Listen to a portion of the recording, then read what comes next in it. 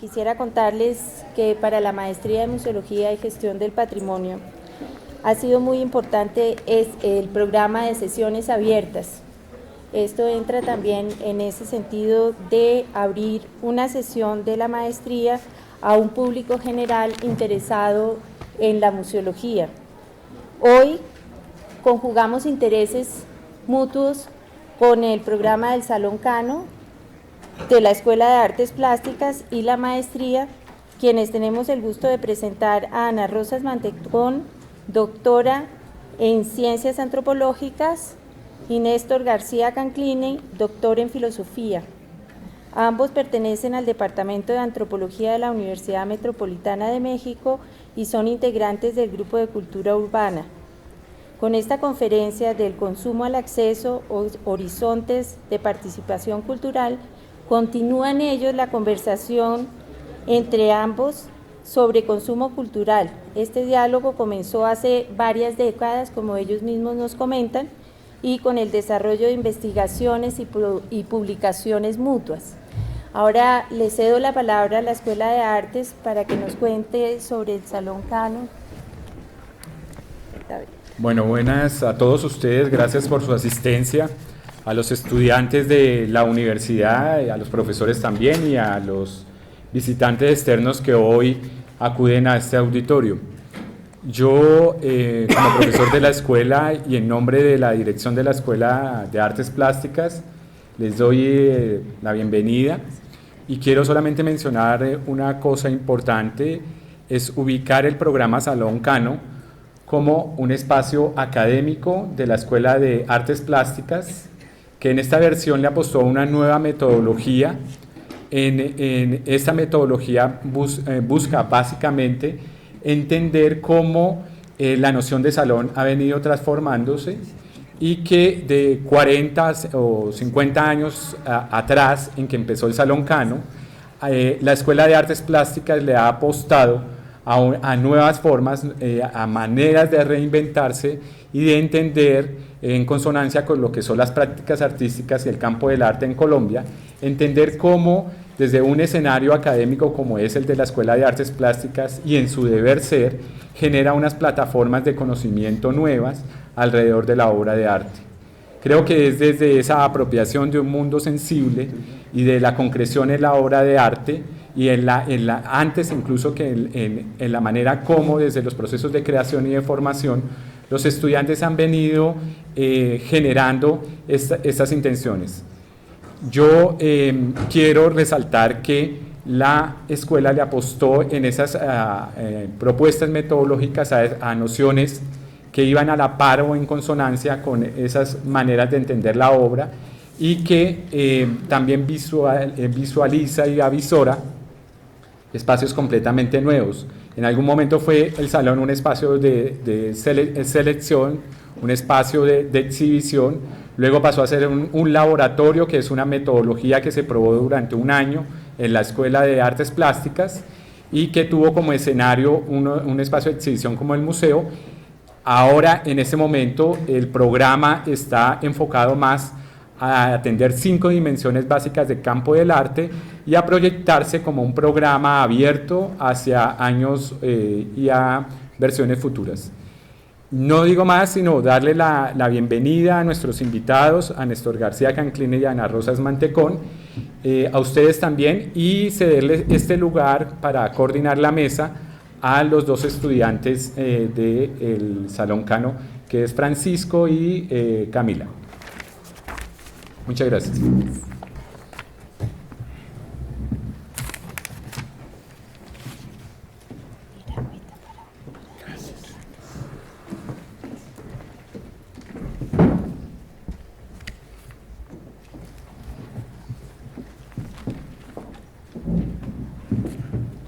Buenas tardes a todos. Yo, Francisco Gómez, y mi compañera Camila Patiño les damos una cordial bienvenida en nombre del Salón Cano, programa 2013-2014. A continuación vamos a realizar una muy breve introducción de quiénes son nuestros invitados.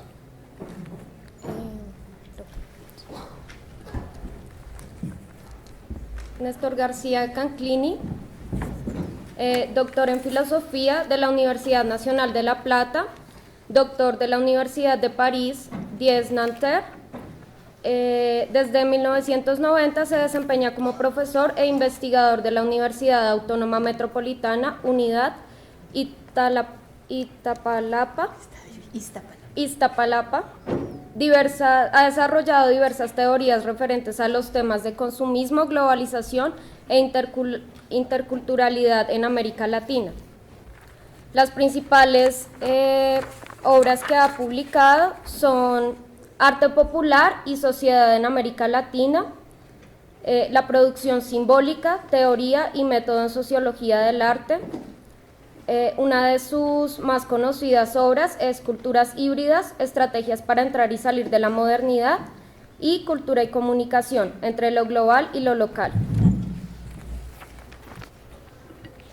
Bueno, y Ana Rosas Mantecón es profesora investigadora del Departamento de Antropología de la Universidad Autónoma Metropolitana, de la misma sede, Iztapalapa, y es miembro del Sistema Nacional de Investigadores. Ella tiene un doctorado en Ciencias Antropológicas de esta misma universidad y ha desarrollado su trabajo alrededor del consumo cultural y la recepción artística, con estudios sobre públicos de museos, de cine, de televisión, de video y de salones de baile, dentro de otros escenarios artísticos. Junto a Néstor García ha realizado, digamos que un trabajo en conjunto, dentro del cual podemos destacar Museos y Políticas Culturales en América Latina y el Libro Verde para la institucionalización del sistema de fomento y desarrollo cultural de la Ciudad de México.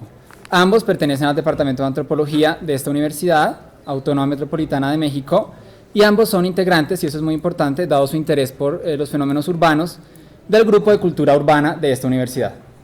Entonces, pues, les cedemos la palabra. Muchas gracias.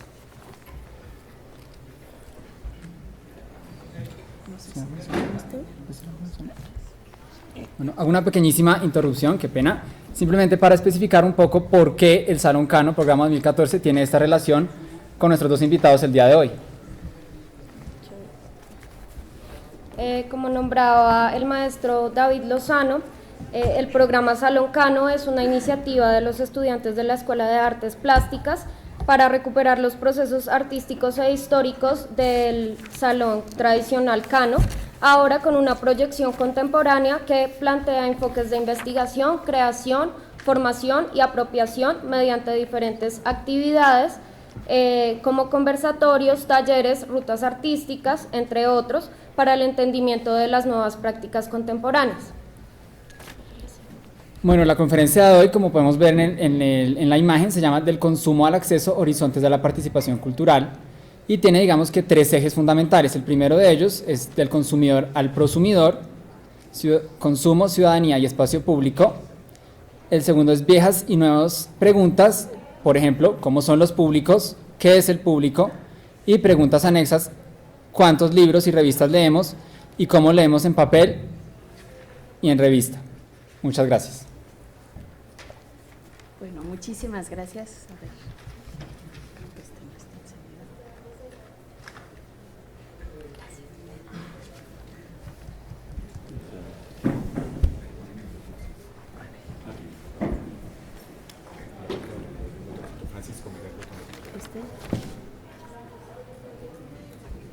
A ver, sí. Ah, ya lo vi. Sí. A ver, ahí sí me escuchan. Sí. Sí, podríamos dejar los dos. Bueno, muchas gracias por acompañarnos. Lo primero que queríamos era agradecer a la maestría en museología y al Salón Cano, bueno, por la gentileza en invitarnos y permitirnos compartir con ustedes algunas de las muchas preguntas que hemos explorado juntos. Empezamos a trabajar en los años 90 como miembros del Grupo de Cultura Urbana que originalmente creó Néstor y que ahora es coordinado por Eduardo Nibón. Y bueno, a lo largo de esos años hemos hecho juntos estudios sobre públicos de cine, sobre públicos de museos, explorado ampliamente el tema de los consumos culturales, y nos pareció interesante compartir con ustedes de alguna manera el balance que hacemos después de, empezamos a trabajar en los años 90, pero en realidad Los estudios de público en América Latina se remontan en realidad en Argentina desde finales de los años 60, se consolida ya en distintos países latinoamericanos en la década de los 80 y bueno, creo que a estas alturas tenemos ya la posibilidad pues de mirar hacia atrás y ver cómo se han desarrollado, qué nuevas preguntas se plantean, ¿no? De qué manera pensamos qué tendencias se perfilan y cuáles son los retos en la actualidad de esta temática que, no obstante el tiempo que ha pasado, sigue siendo una temática relativamente inexplorada, ¿no? Tenemos una amplísima gama de estudios sobre las producciones culturales, sobre las películas, sobre las puestas en escena, sobre las novelas, pero seguimos sabiendo en realidad poco sobre las prácticas efectivas de la diversidad de sujetos sociales que se relacionan con ellas y de cómo han cambiado esos contextos. No sé si quisieras empezar un poco contando cómo empezó el grupo de cultura urbana. Bueno, ¿sí se oye? Sí.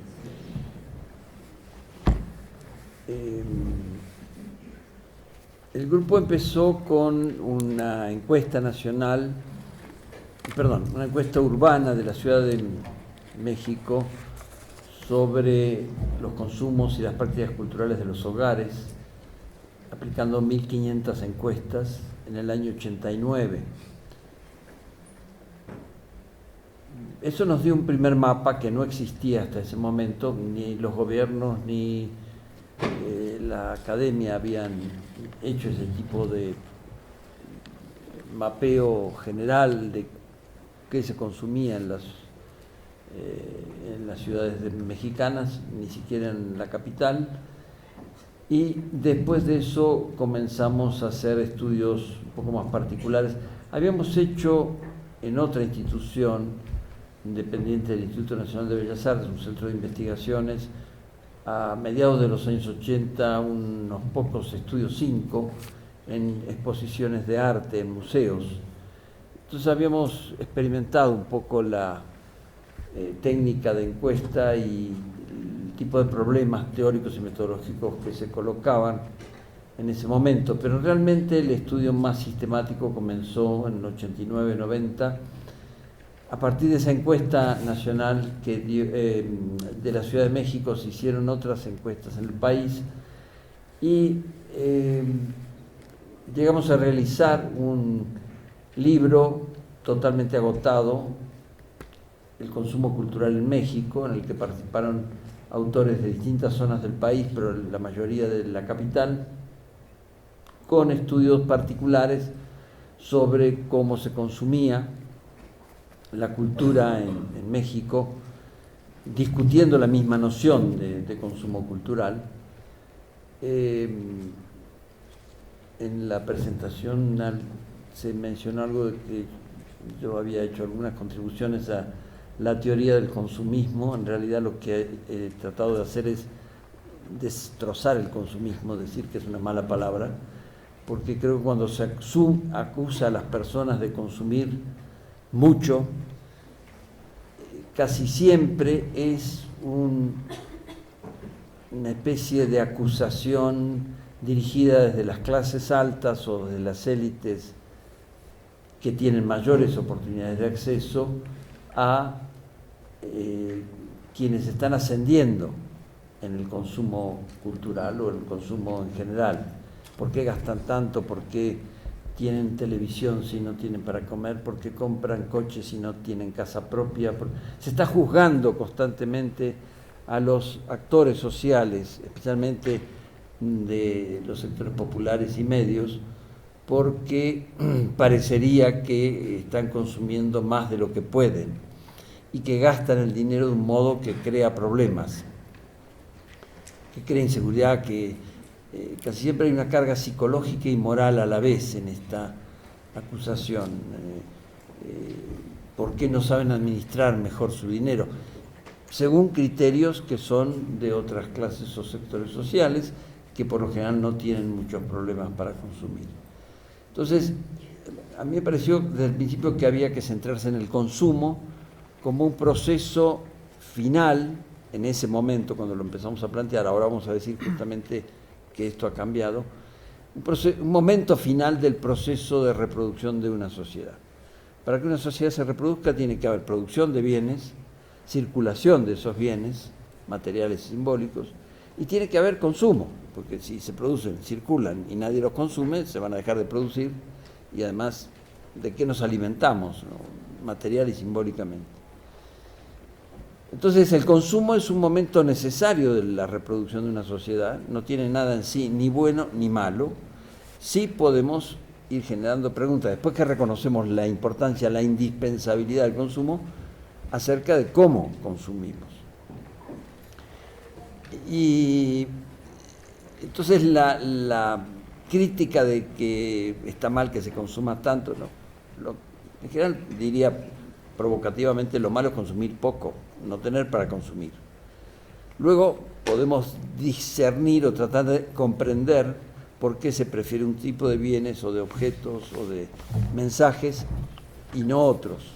Y ahí puede empezar una discusión un poco más interesante. Pero justamente cuando se trata de discernir cuánto consume uno, cuánto otro, es cuando aparece una frase que no se me ocurrió enteramente a mí.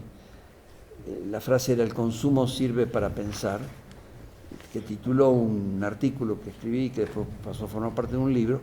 Yo la tomé de una frase de una antropóloga, Mary Douglas, que en un libro sobre estos temas decía: las mercancías sirven para pensar. Era una idea parecida, que el consumo no es un lugar de irracionalidad, de incapacidad de discernimiento, al contrario, todo el tiempo, todos los actores sociales estamos viendo cómo usamos los recursos, el dinero que tenemos para consumir lo que nos parece mejor, lo que nos da ganas, lo que nos provoca deseo. Entonces, no es simple ejercicio del deseo, de fantasías, de relaciones con los otros en las que queremos presentarnos de un cierto modo, sino que el consumo es un lugar donde pensamos, donde estamos ejercitando intelectualmente nuestras funciones de discernimiento, de comprensión, de interacción con los otros. El consumo entonces es un momento indispensable de cualquier proceso social. También, en el caso al que más nos hemos dedicado, del consumo cultural, de aquellos bienes que no tendrían mayor sentido, salvo para el que hace una película, una música o una novela, si no tuvieran destinatarios. Creemos poco en los escritores que dicen: yo escribo para mí mismo, ¿no? O en los músicos que dicen algo semejante. El consumo es una interacción que se da en la sociedad y como tal tenemos que pensarla. ¿Qué particularidad tiene esta interacción? Hacer a través del consumo una apropiación social de aquellos objetos, bienes, mensajes que interesan para nuestro desarrollo personal y social. Esa sería como una definición muy básica de la que hemos partido. Van a ver ustedes ahora cómo la hemos ido transformando, en parte porque el propio estudio, las propias investigaciones nos fueron colocando desafíos que no entraban en esa definición, y también porque ha cambiado enormemente. Hoy creemos que tan importante como hablar de consumo es hablar del acceso, pero de esto vamos a seguir conversando. Sí, yo creo que en ese primer momento, en los años 80, en los que América Latina entra plenamente a la discusión sobre los consumos culturales, había tres aportes fundamentales. Yo creo que el primero era pensar al consumo no como un simple lugar de recepción pasiva de películas, de música, de novelas, sino como un lugar activo. Un lugar activo donde toda esta reelaboración teórica en la que el trabajo de Néstor fue clave, partió de él reconocer el papel activo de los sujetos que consumían. Se pensó a los públicos ya no en un sentido de meros receptores, sino también como productores de interpretaciones, productores de reelaboraciones, y este primer acercamiento sirvió, y creo que esto fue bien importante, para pluralizar nuestro concepto. Ya no se habló nunca más, o bueno, en principio ya no se habló del público. No existe esa noción del público general, por ejemplo, sino hay públicos diversos que, si consideramos que están haciendo a partir de los propios recursos, su origen social, su género, su edad, están haciendo procesos que también son distintos. Hubo entonces este desplazamiento de las audiencias consideradas de manera homogénea a los públicos en plural. América Latina fue clave también para repensar el lugar de estos estudios. Hubo una cierta utopía. En esta primera etapa se consideraba que los estudios de consumo cultural eran claves para democratizar las políticas culturales. En realidad tuvo que ver con la respuesta que buscaban dar a la efervescencia, ¿no?, política que, tras la caída de las dictaduras del Cono Sur y todos los movimientos de cuestionamiento que se dieron en los finales de los años 60, muy ligados a el movimiento del 68 a nivel mundial, por ejemplo, y todas las demandas políticas de los años finales de los 70 y de los 80, una cierta utopía. Tú en alguna medida te has venido cuestionando esa utopía. Los estudios se multiplicaron, pero no lograron transformar o incidir en la medida en la que pensábamos que lo iban a hacer en las políticas culturales. No sé cómo lo ves. Sí, hay como dos cuestiones que podíamos colocar allí. Las digo breve, después en la conversación, si interesa alguna de estas cuestiones que solo enunciamos, las podemos retomar. Una es este divorcio entre la academia, las universidades, los centros de investigación y, por otra parte, la gestión cultural, las políticas públicas y también las políticas empresariales. Las políticas empresariales por lo general se apoyan en investigaciones o así llamadas investigaciones que casi siempre son estudios de mercadotecnia. A una televisora le interesa conocer qué audiencias tienen sus programas a tal hora, a tal otra, de qué públicos, de qué edades, qué género, y lo usan muy puntualmente para saber si esa telenovela o ese programa va a seguir tanto tiempo o lo van a cortar el mes próximo, etc. Son estudios puntuales que casi nunca analizan procesos de larga duración. Una de las diferencias de los estudios académicos es que en general nos planteamos procesos de larga duración. Pero los tiempos de la política, como todos sabemos, son tiempos preelectorales, de demostrar resultados rápidos, de impactar al otro, al adversario, etc. Entonces toman poco en cuenta la formación de gustos, de hábitos culturales que se hacen durante toda la vida.